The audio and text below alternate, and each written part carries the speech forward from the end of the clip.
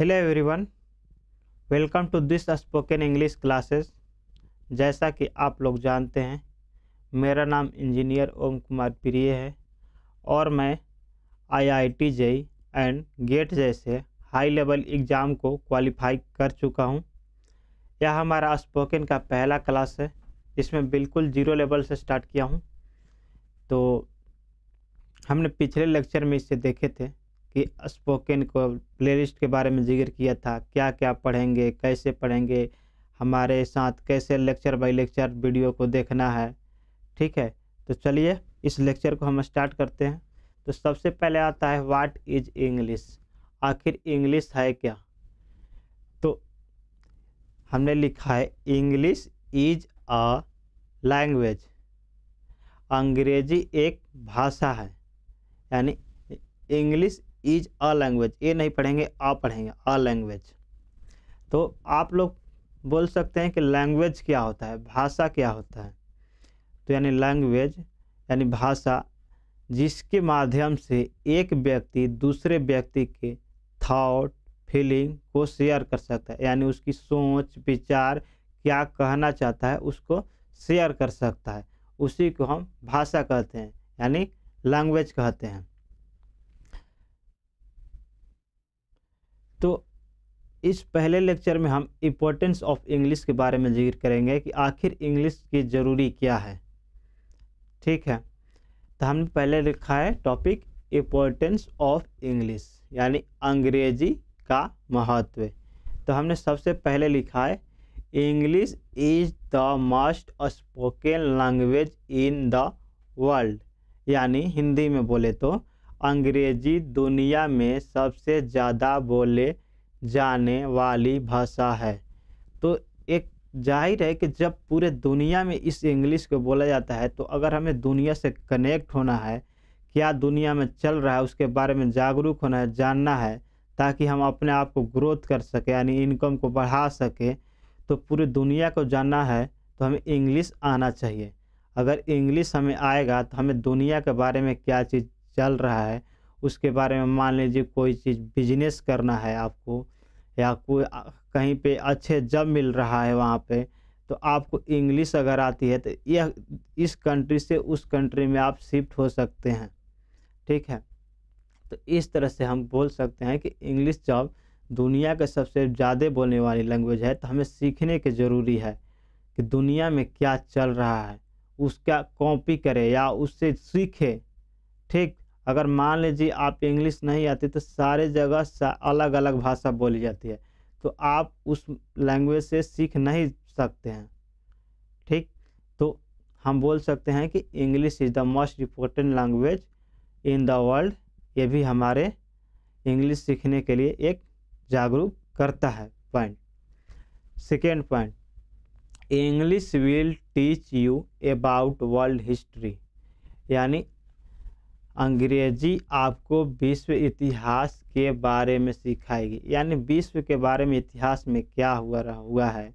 अगर आपको इंग्लिश पता है तो इंग्लिश से अगर सारे मतलब कनेक्ट करेंगे, पूरे एक देश से दूसरे देश में जाइएगा तो वहाँ पे मतलब क्या हुआ था, एक जो पास्ट के हिस्ट्री है उसके डाटा निकालिए, उससे कुछ सीखिए।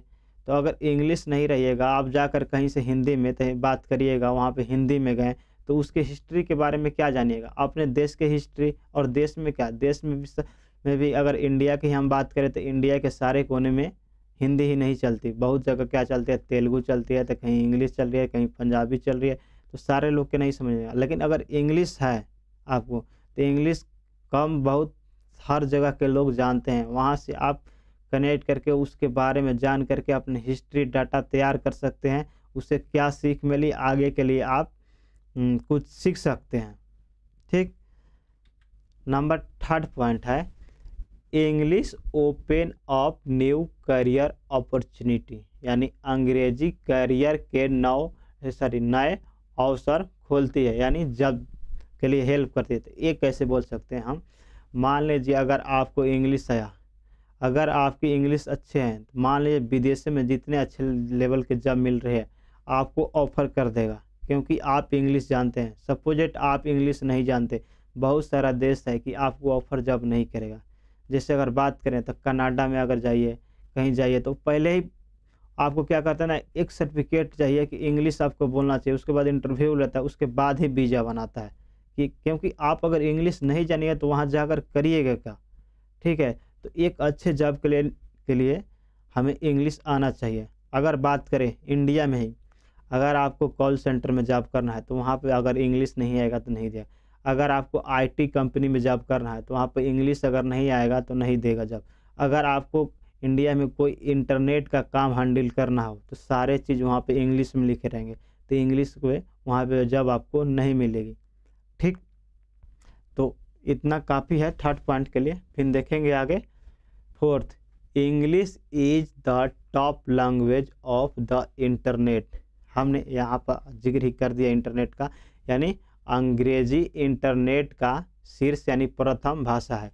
अगर हमें इंटरनेट की बात करें तो इंटरनेट अगर आपको इंग्लिश आती है तो सही से जान पाइएगा, ठीक है। तो इसका लेखा जोखा एग्जाम्पल है, अभी हमने देखे जैसे अमेजन के वेबसाइट पे चलते हैं तो यहाँ पे सारे देखिए सारे इंग्लिश में रखे हैं। अगर आप इसको हिंदी में भी कन्वर्ट करिएगा तो यकीन मारिए कि एक गूगल ट्रांसलेशन से ही सिर्फ इसको हिंदी कर देगा, लेकिन एक्चुअल क्या कहना चाहता है ये आपको रिस्पेक्ट से नहीं बता पाएगा हिंदी में, जितना कि यहाँ पे बोला है, ठीक। तो आपको क्या है कि यहाँ पे कि जैसे अगर आप जाइए तो सारे चीज़ हिंदी में लिखा है, यहाँ पे जो भी है, यहाँ पे जैसे कि सर्च वगैरह का जो भी मान लीजिए हमने कर्सर ले गया यहाँ पे सर्च किया, सारे के सारे देखिए यहाँ पे इंग्लिश में शो हो रही है, शो हो रहा है, ठीक है। कोई भी चीज़ है, हिस्ट्री है, इसके बारे में क्या क्या चीज़ है, सारे चीज़ यहाँ पे इंग्लिश में मिलेगी। इसी तरह से कोई वेबसाइट अगर देखिए तो हमें क्या पता चलेगा ना कि सब के सब इंग्लिश में ही दिखाई दे रहे हैं। तो हम बोल सकते हैं कि ये इंटरनेट का टॉप लैंग्वेज है, यानी आपको इंटरनेट चलाने के लिए यानी जागरूक रहें, लैपटॉप मोबाइल में जो भी सिस्टम है उसको सीखने के लिए आपको इंग्लिश चाहिए। अगर यहाँ पे लिखा है टॉप लैंग्वेज यानी सबसे ज़्यादा यूजुअल में, अगर आप हिंदी भी जानते हैं तो चला सकते हैं, लेकिन जितना कि आप इंग्लिश में चला सकते हैं अच्छा से वो आप हिंदी में नहीं चला सकते, ठीक। नेक्स्ट नंबर फोर्थ, अंग्रेजी हो गया fourth, sorry fifth, English max travelling so much easier, यानी अंग्रेजी यात्रा को बहुत आसान बनाती है। इसके मतलब बोल रहा है कि विदेशी यात्रा, मान लीजिए आप कहीं घूमने गए हैं, भी अपने देश छोड़ कर के यहाँ वहाँ पूरे दुनिया घूम रहे हैं, तो अगर आपके पास इंग्लिश आ रहा है तो आप पूरे वर्ल्ड में आसानी से घूम सकते हैं, यानी ट्रेवल आपका इजी हो जाएगा। Next 6 point, English test can get you into a school, यानी अंग्रेजी टेस्ट यानी अंग्रेजी परीक्षा एग्ज़ाम आपको स्कूल में प्रवेश दिला सकती है। प्रवेश मतलब एंट्री यानी एडमिशन। तो वो कैसे दिला देगी भाई, तो इंग्लिश टेस्ट क्या होता है कि बहुत सारे ऐसे एग्ज़ाम है जिसमें हम इंग्लिश से ही सिर्फ एग्ज़ाम दे सकते हैं, ठीक। तो वो अगर टेस्ट क्वालिफाई ना करें तो आपको एक अच्छे कॉलेज में एडमिशन नहीं मिलेगा, ठीक है। तो वो जिक्र करते हैं वो क्या कौन कौन सा है। अगर मान लीजिए आपका भी सपना है कि यूपीएससी करें, ठीक, या आईआईटी जेईई करें, कैट करें, नीट करें, एम्स करें, गेट करें, एनडीए, सीडीएस एंड एसएससी जैसे एग्ज़ाम देना है तो आपको इंग्लिश आना चाहिए। और बिना इंग्लिश का इसमें से कौन कौन से एग्ज़ाम पॉसिबल ही नहीं है, एकदम पॉसिबल ही नहीं। आईआईटी जेईई एक वर्ड हिंदी नहीं मिलेगा आपको एग्ज़ाम में, कैट, नीट, एम्स, गेट, ठीक। ये जितना हमने बोला एक बार फिर से, IIT JEE, CAT, NEET, AIIMS, GATE, एक आध छूट भी गया होगा, तो ये सब हिंदी मीडियम में पेपर नहीं आते। ये सब दे करके आपको अच्छे यूनिवर्सिटी में एडमिशन मिलता है। जैसे आईआईटी जेईई हो गया इंजीनियरिंग के लिए है, ठीक। जैसे नीट और एम्स हो गया ये सब डॉक्टर के लिए है। गेट हो गया जो एमटेक पीएचडी इंजीनियर करना चाहते हैं उसके लिए होगा, ठीक। तो उसके अलावा बात करें तो हम यानी कह सकते हैं, चलते हैं अपने 6 वाले पॉइंट पे कि एक टेस्ट जो आपको एडमिशन दिला सकते हैं, यानी English test can get you into a school, यानी अंग्रेजी एग्ज़ाम आपको स्कूल में एडमिशन दिला सकता है। नंबर 7 रखा है इनक्रीज कॉन्फिडेंस। अगर आपको इंग्लिश आती है तो आप कॉन्फिडेंस में होते हैं। अगर कहीं आप बात करें, ठीक है, तो थोड़ा इंग्लिश में अगर बात करें, कहीं भी आप बात करें तो थोड़ा मतलब कि जहाँ पे नर्वस लड़का लगता है वहाँ पे इंग्लिश थोड़ा स्टार्ट कर देता है, थोड़ा भी 1-2 वर्ड, तो हाँ नहीं लड़का कुछ है, बोल्ड से बोलते हैं एकदम इंग्लिश, आपको सुनने वाला है। देखिए जहाँ पे मान लीजिए कोई मैटर फंसता है वहाँ पे इंग्लिश स्टार्ट कीजिए, तो वहाँ पे कॉन्फिडेंस के साथ थोड़ा बोल दीजिए इंग्लिश, तो आया, चाहे थोड़ा मोड़ा इंग्लिश आ भी गया ना तो वहाँ पे हौसला बुलंद हो जाती है, क्योंकि एक इन्वायरमेंट क्रिएट हो जाता है कि नहीं इसको इंग्लिश आता है, टैलेंटेड पर्सन है, तो एक कॉन्फिडेंस वहाँ पे आपको बिल्ड करता है।